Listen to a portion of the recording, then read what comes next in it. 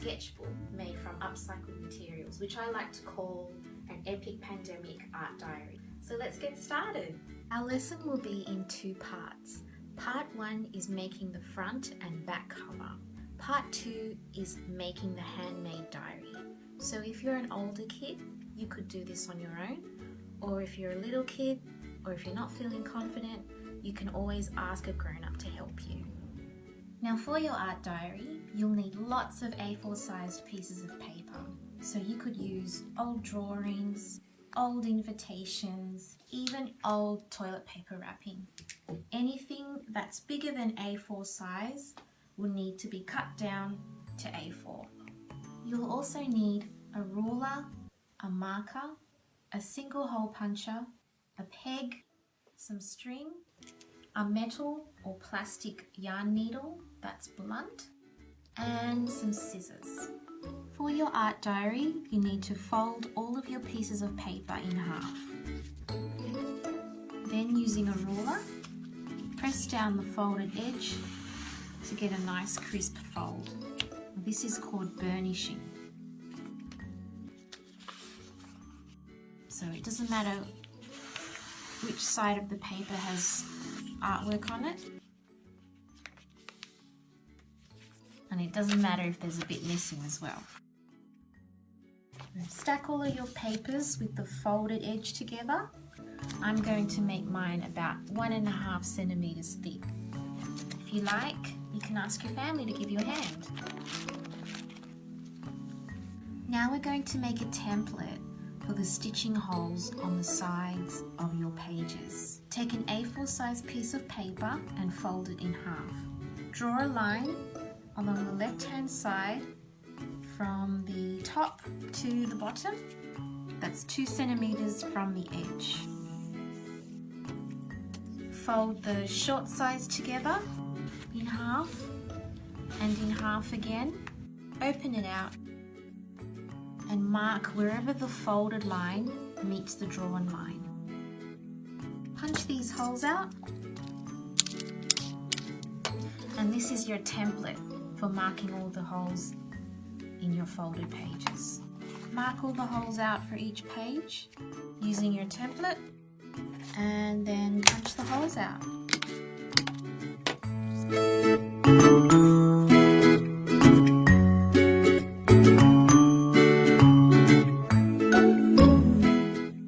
Punch the holes in your front and back cover.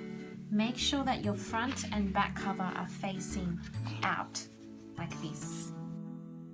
Then mark the holes on one side, flip it over and mark the holes on the other side.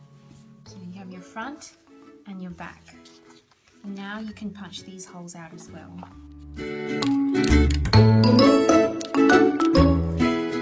The final step of our epic pandemic art diary is to stitch it all together using a Japanese bookbinding technique. You'll need to cut some string that is 5 times the length of your book's spine. I'm going to use 3 colours because I think it looks really good. 1, 2, 3, 4, 5.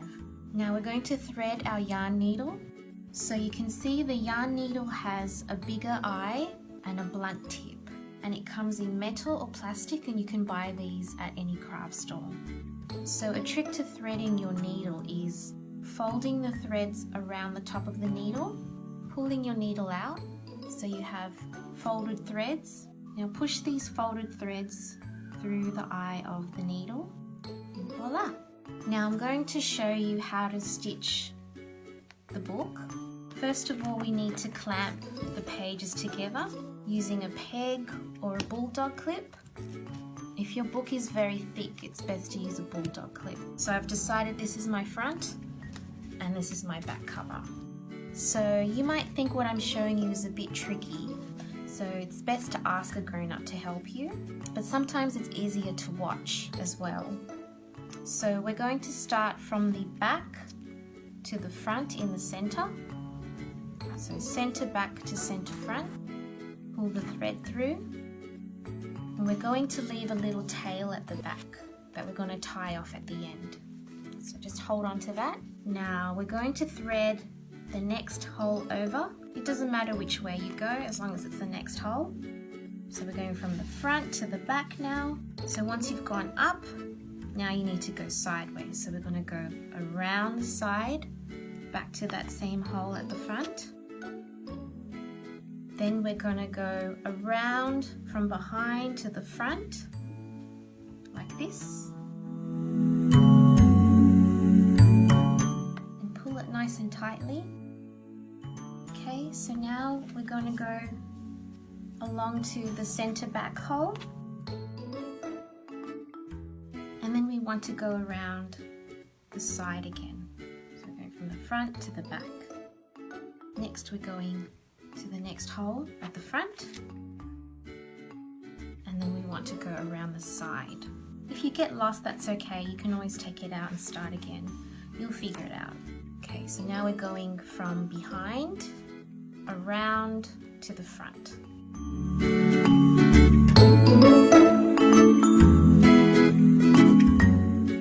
Okay, so this is the back. I can take my peg off now. So you see I've got my first tail and then I've got this leftover thread. So I'm going to trim that and then we're going to tie these threads together to finish off our book. Just a double knot is fine. So one knot and another knot. And then you might want to leave that like a pretty little tail or give it a little trim. And there we have our epic pandemic art diary. So instead of recycling, we've upcycled our pages, meaning we've turned them into something even better than the original.